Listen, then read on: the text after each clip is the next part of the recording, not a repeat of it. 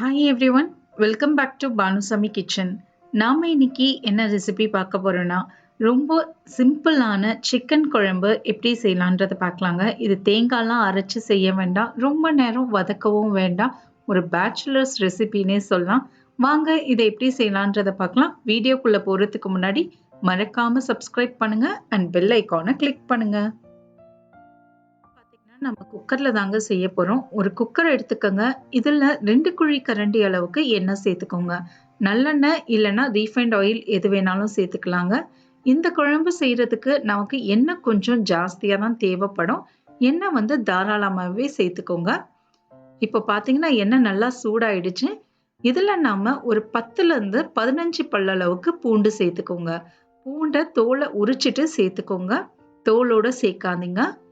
இது கூடவே ஒரு 4 பெரிய சைஸ் வெங்காயத்தை இந்த மாதிரி குண்டு குண்டா நறுக்கி சேர்த்துக்கோங்க. இது 1 கிலோ சிக்கன் கறிக்கான ரெசிபிங்க. நீங்க 1/2 கிலோ செய்றீங்கன்னா இந்த ரெசிபியை பாதி ஆக்கிட்டு செய்யுங்க. இப்போ பார்த்தீங்கன்னா வெங்காயத்தை சேர்த்துட்டு இது கூட 2 மீடியம் சைஸ் தக்காளியை இதே மாதிரி குண்டு குண்டா நறுக்கி சேர்த்துக்கோங்க. 3 காஞ்ச மிளகாய், ஒரு துண்டு இஞ்சி துருவி சேர்த்துக்கோங்க. நீங்க அப்படியே சேர்த்தீங்கன்னா இஞ்சி வேகாது. 2 பச்சை மிளகாவையும் சேர்த்துட்டு இதுக்கு தேவைக்கேற்ப உப்பையும் நம்ம சேர்த்துக்கலாம்.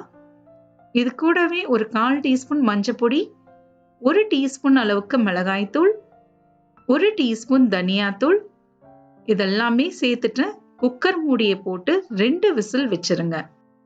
ஹை ஃப்ளேம்ல 2 விசில் வச்சிருங்க. இது 2 விசில் வரட்டும். அதுக்குள்ள நம்ம சிக்கனை வந்து மேரினேட் பண்ணிக்கலாம். 1 கிலோ சிக்கனை சுத்தம் பண்ணி எடுத்துட்டு வந்துடுங்க. தண்ணியை முழுசா வடிகட்டிட்டு இதுல நாம 1/2 கப் அளவுக்கு தயிர் சேர்த்துக்கோங்க. இது கூடவே 1 டீஸ்பூன் அளவுக்கு மிளகாய் தூள், உங்க காரத்துக்கு ஏத்தாப்புல நீங்க சேர்த்துக்கோங்க. இது கூடவே ஒரு டீஸ்பூன் அளவுக்கு தனியா தூளும் சேர்த்துக்கோங்க. நம்ம ஆல்ரெடி தனியா தூளும் மிளகாய் தூளும் குக்கர்லயும் சேர்த்துருக்கோம். தேவைக்கேற்ப உப்பையும் சேர்த்துட்டு இதை நல்லா மிக்ஸ் பண்ணிக்கோங்க. இது நம்ம ரொம்ப நேரம் வதக்கலாம் எதுவுமே தேவையில்லைங்க. நீங்க பார்த்தீங்கன்னா குக்கர்ல ஏத்திட்டு நம்ம இதை ஒரு 10ல இருந்து 20 நிமிஷத்துலயே செஞ்சு முடிச்சிடலாம். இது அப்படியே இருக்கட்டும்ங்க. அதுக்குள்ள குக்கர் விசிலும் வந்துடுச்சு. ப்ரெஷர் ஃபுல்லா அடங்கின பிறகு ஓப்பன் பண்ணி பாருங்க. வெங்காயம் தக்காளி எல்லாமே வெந்திருக்கும். சப்போஸ் வேகலை அப்படின்னா நீங்க மிக்சியில இந்த மசாலாவை போட்டு ஒரு சுத்தி கூட எடுத்துட்டு வந்துடலாம்.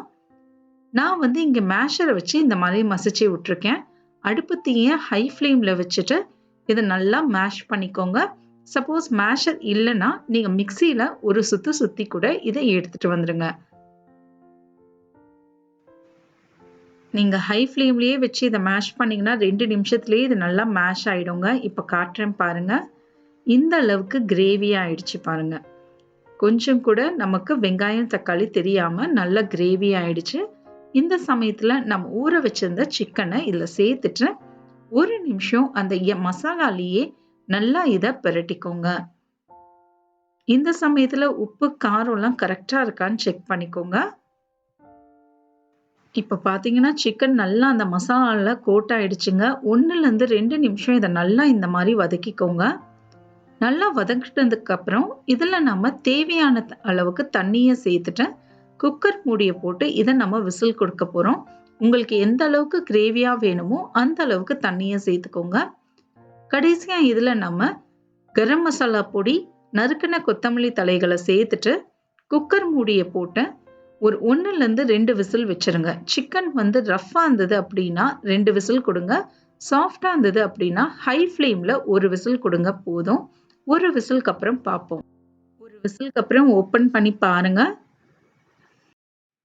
நம்ம போட்ட எண்ணெய் எல்லாமே அழகா மிதந்து வந்திருக்கு. நான் வந்து ஒரு விசில் தாங்க வச்சேன். ஏன்னா சிக்கனே ஆல்ரெடி சாஃப்டா தான் இருந்தது. அவ்வளோதாங்க. சூப்பரான சிக்கன் கிரேவி. ரொம்ப நேரம் வதக்காம எதுவுமே செய்யாம பேச்சுலர்ஸ்க்கு ஒரு பர்ஃபெக்டான ரெசிபினே சொல்லலாம். சட்டுன்னு இதை நீங்க 10ல இருந்து 20 நிமிஷத்துலயே செஞ்சு முடிச்சிடலாம்.